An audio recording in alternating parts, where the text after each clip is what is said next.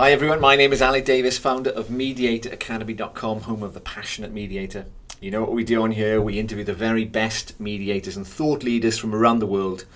We find out how they've become successful, how they approach aspects of their mediation practice, and handle all sorts of challenges and dilemmas. It's also a chance for us to learn about new challenges and opportunities in our field. In this interview, I want to delve into the world of online dispute resolution, understand its evolution as well as the direction it might be taking, and what that means for practitioners in terms of opportunities and challenges. And who better than the founding father of online dispute resolution to enlighten me. Now, my guest today is widely recognized as the founder of the field of online dispute resolution, along with Janet Rifkin. He conducted the eBay pilot project in 1999 that led to eBay's current system that handles in the region of 60 million disputes each year. He's a graduate of the Yale Law School and was one of the first legal scholars to recognize the impact new information technologies would have on law. In the electronic media and the transformation of law and law in a digital world, he predicted many of the changes that were to come to law and the legal profession. He was Principal Dispute Resolution Advisor to SquareTrade.com and is Chairman of the Board of Advisors of Modria.com. He's the Director, National Center for Technology and Dispute Resolution, as well as Professor Emeritus of Legal Studies, University of Massachusetts. And it's a real privilege to welcome Professor Ethan Katsh onto Mediator Academy. Ethan, welcome. Thanks very much. Right, there's no secret that you are acknowledged as the founding father of ODR. I won't say what Colin Rule says, the grandfather of ODR. Well, I've said it now. But look, how would you define online dispute resolution? I think most basically online dispute resolution is dispute resolution that's supported, facilitated, helped by the use of technology. Okay. And give us a brief journey through time, back to the beginnings of ODR, to where we are today. Where did it all start? How did you get involved in it? And what's the journey been? I think largely I was lucky to be in the right place at the right time. I don't know when this love affair with ADR started in the UK, but in the United States it began in the late 70s and evolved through the 1980s, and of course since then it's not alternative dispute resolution, it's really the primary form of dispute resolution. You mentioned my colleague Janet Rifkin. Janet was one of the mothers of ADR, one of the founders of that field. And my own interest during the 80s really was in the role of technology on law, on legal systems, on lawyers, not really on conflict resolution. But it was enormously helpful to me to have a colleague whose field was conflict resolution, and over time we realized that the internet was not going to be the kind of a utopian environment that some people in the early 90s actually thought it would be. On the contrary, it was an active, emerging, developing, creative, transactional space, and how could you not have disputes? So, there are some people who found, who make great inventions that are startling in their creativity. This one, to be frank, almost came to us. We were interested in conflict. We were interested in technology.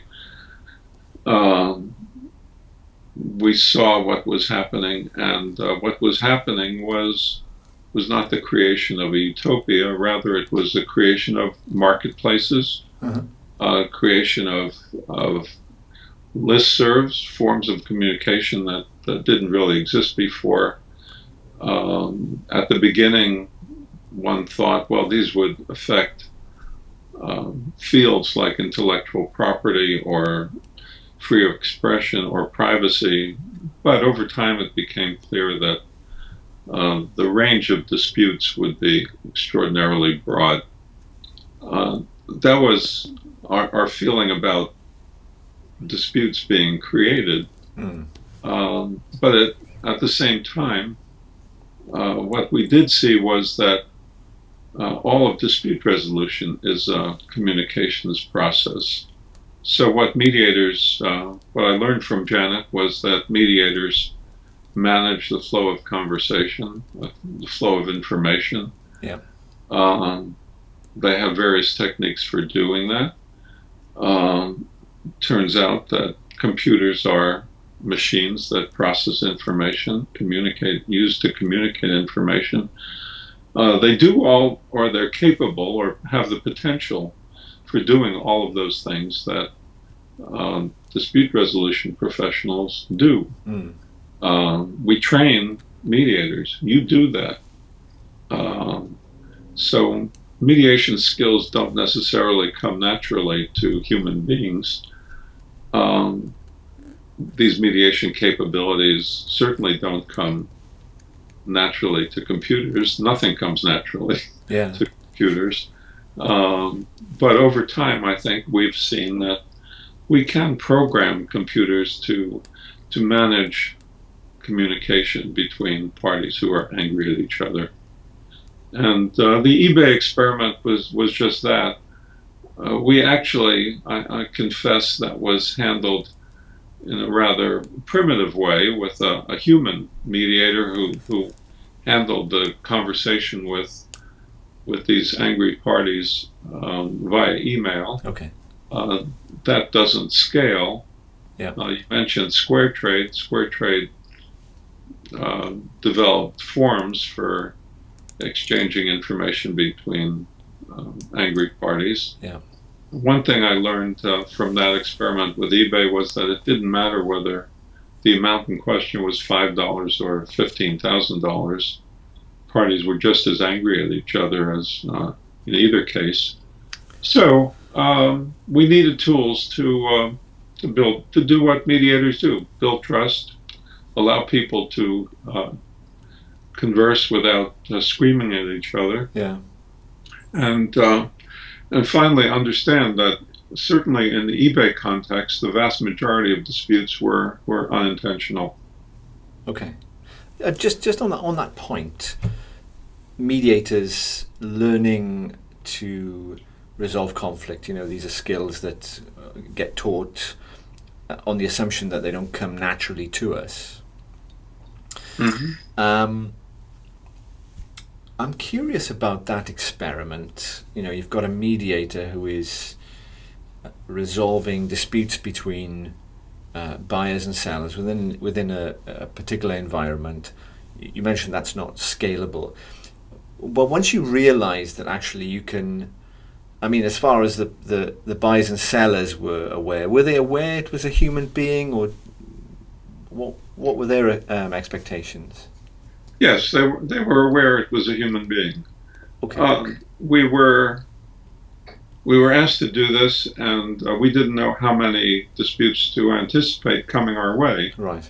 There was a day in March, I think, 1999, in which eBay put a link on their website to a dispute resolution process that was ours, and over the next 2 weeks, we got about 200 disputes. Okay. So that was a lot. There hadn't really been any. It was the largest number of disputes handled online up until that point. Yeah. 200 seemed like a huge amount compared to 60 million. It's a laughable amount. But more human effort probably went into the 200 than goes into today the 60 million. Yeah.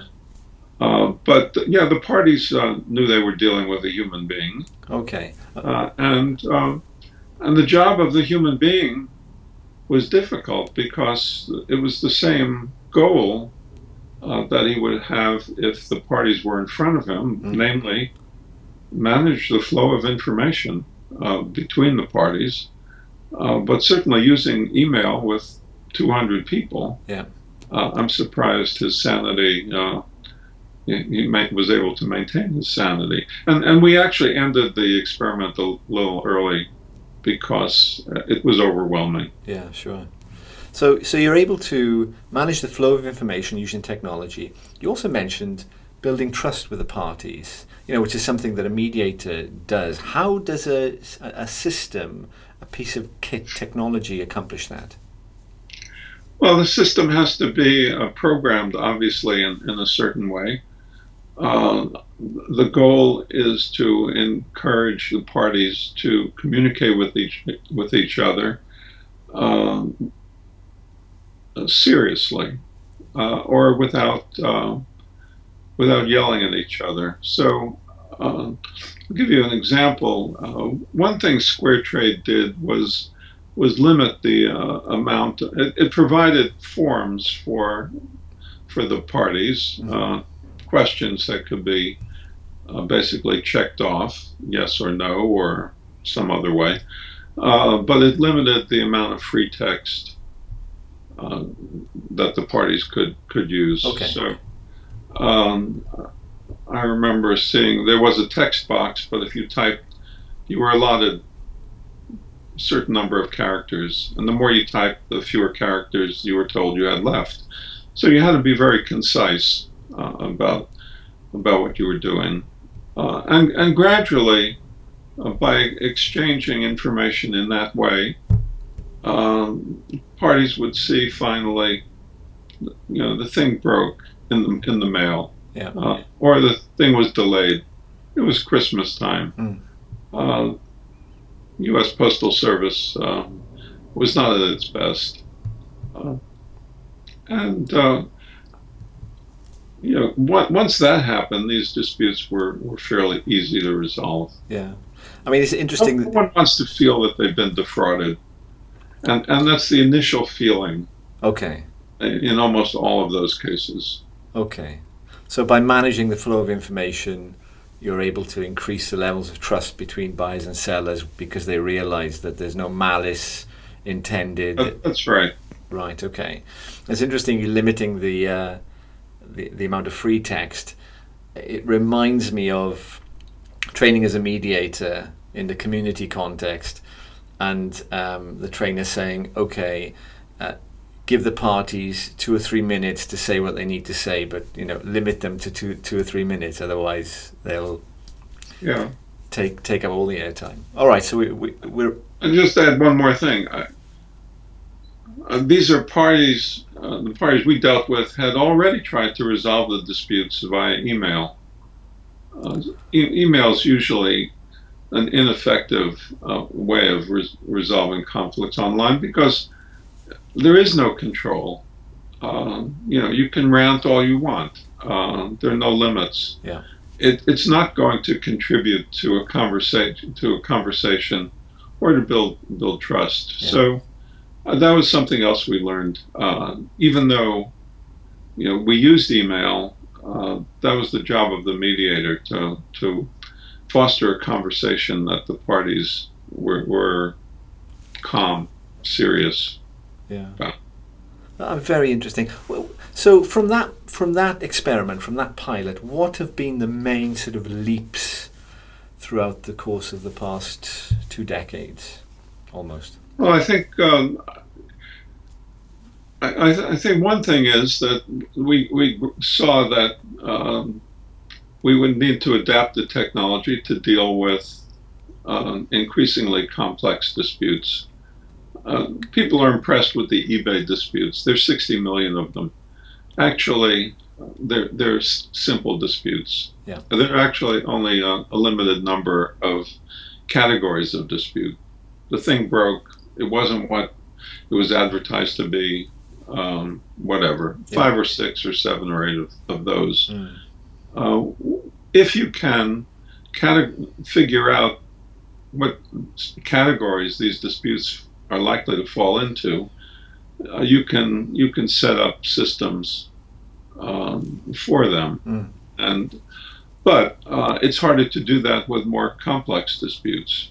So I think that's one of the big challenges. You want systems that can scale, that can reach large numbers of parties. You want systems that can handle cases that arise all the time. You want systems to be able to handle complex disputes. And as a result, we have startups, Modria or Eustace in the Czech Republic, that are investing large amounts of money in developing these kinds of systems. Yeah. And I mean, you referred to an article I read in the Resolver about conflict being a growth industry, something that the guys from Getting to Yes. Yeah. And are we likely to see, as technology develops and becomes more sophisticated, less disputes, more disputes? When you look into the future in your crystal ball, what do you see developing in the field of ODR and also the kinds of disputes that will arise? Well, if we don't do anything about it, if we don't set up systems to prevent disputes, we're going to have this growth industry of disputes. Yeah. Even if we do try our best, I have a feeling we're going to see large numbers of disputes. It's an inevitable consequence of our creativity, entrepreneurial efforts. We are creating more ways to create things of value. Yeah. We have more tools simply to create, and everything is more complex than it used to be. So complexity means there are more things that can break down. Yeah.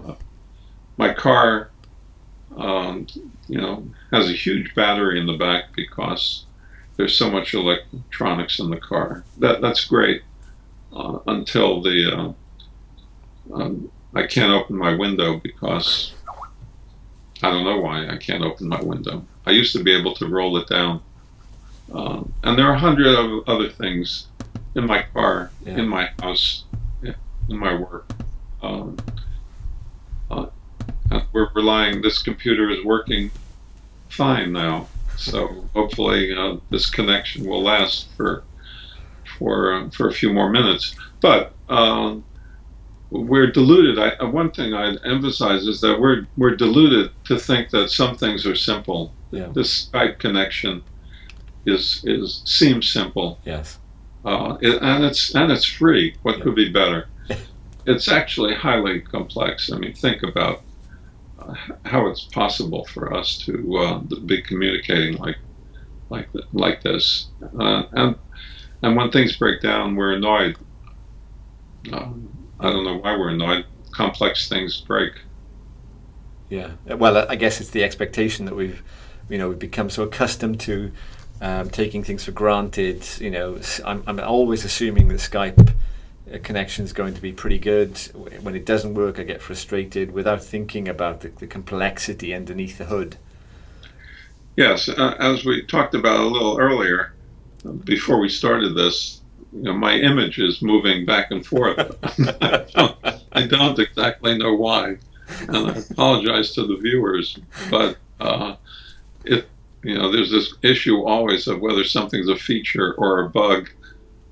This was supposed to be a feature that would focus in on me. It usually is a feature, but here, as I'm saying this, I'm seeing this going in and out, so I apologize. That's all right. Blame it on the machine. Blame it on the machine. Well, I mean, what do you see, again, thinking into the future, what do you see as the main drivers behind progress in the field? And, what are going to be the biggest gains from ODR that we're going to see? Well, I think the field of ADR is coming to recognize that the future is ODR. Maybe that's a bit of an exaggeration, but yeah.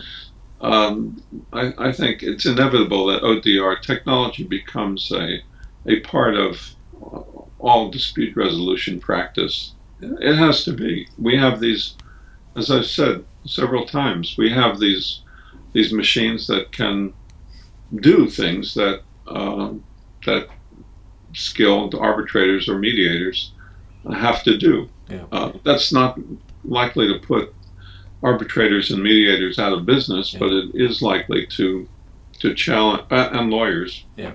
It is likely to challenge them because they won't be able to use simple techniques that might have been useful in the past, or simply to handle very simple disputes that lawyers might have charged for in the past.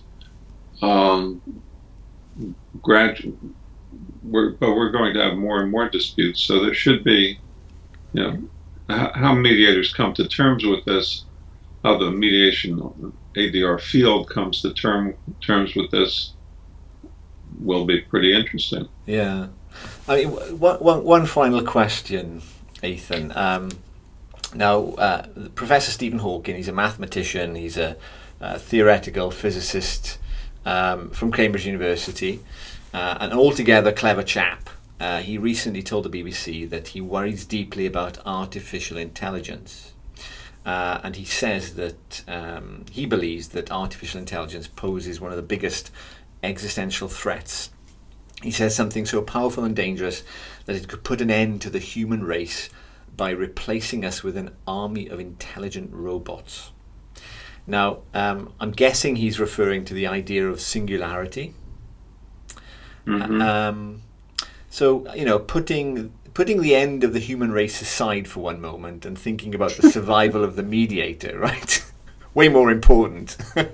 What sort of benefits could we expect as practitioners? How do we take advantage of potentially a whole avenue of new disputes opening up for us? I worry that we're not taking seriously enough that line about conflict being a growth industry. Use of artificial intelligence, I can't second guess Professor Hawking, but I do worry that we create disputes without even thinking about it, because we're put in environments where we're using technology in ways that we never did before. Yeah. So we don't have to do anything actually to generate disputes. We just have to live and adopt technology. On the other hand, to respond, we need to design systems. So the whole field of dispute systems design isn't prepared really to figure out how to deal with large numbers of disputes. Yeah. That's why, I'm happy that in the UK you're engaged in trying to figure out, how ODR can be adapted to or adopted in different segments of the economy. Yeah. I'm appalled that in the U.S. There are no online small claims courts. Again, the technology for ODR works better with simple disputes than complex disputes. Yeah. We have these courts in every state, small claims courts. When you think about it, that's what eBay has. Yes. Is a small claims court. They can do it. Government can't do it. It's appalling. Why aren't they utilizing what probably is quite primitive technology in the it's existing, it's there, it's available, it's scalable. Why aren't they tapping into it? There are probably multiple reasons, and they would argue it's cost. Uh-huh. I would say you just don't take these things seriously. Yeah. You're not really aware. Sorry about that. That's all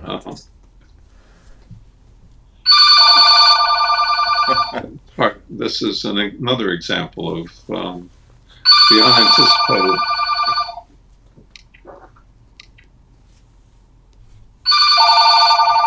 Well, since it's ringing, let me just see who this is. Okay. Hello? Hello? Well, that's even better. That's nobody. It's a computer calling you. Uh, So you were saying that you don't think governments are taking it seriously. It's very frustrating to me. I've talked to many state officials over the last 6, 7, 8 years about having online small claims courts. Yeah. They would scale. They would be, not a piece of cake to put together, but certainly doable. We have systems in place that provide more and more services over the web, so that if you have a problem with a parking ticket, you can pay online. Yeah. If you have a problem with some other kind of car-related thing, registering your car or so forth, you can do those things online. My hope is that we'll do enough of those things online, somebody in authority will finally realize, hey, we can provide dispute resolution services online, because we're providing a lot of other services online. You asked me about history. It used to be that we only provided information online. That was, in the early days, that was extraordinary. Yeah.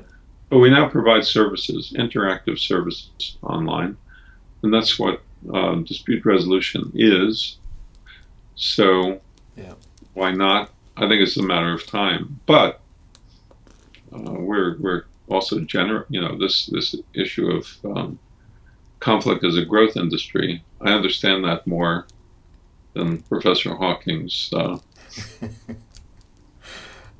statement about AI. Yeah. Well, I mean, so it sounds like in the I think it's Steve Blank's product adoption life cycle. You've got the early adopters, mainstream market, and the laggards. Well, it sounds like the small claims courts in the US are the laggards in terms of being really, really slow and resistant to adopting that technology. Whereas in the UK, things are moving along in the context of small claims. And it'll be interesting to see next year when the European directive, ADR directive, ODR regulations come in to see how that changes things up. Yes. We're looking forward to seeing a great success there. Well, we'll definitely keep you posted. Okay. Ethan, look, you've been incredibly generous with your time once again. I can see Emma is waking up in the background, so I think that's definitely time to press pause on this interview. Thanks very much, Ethan.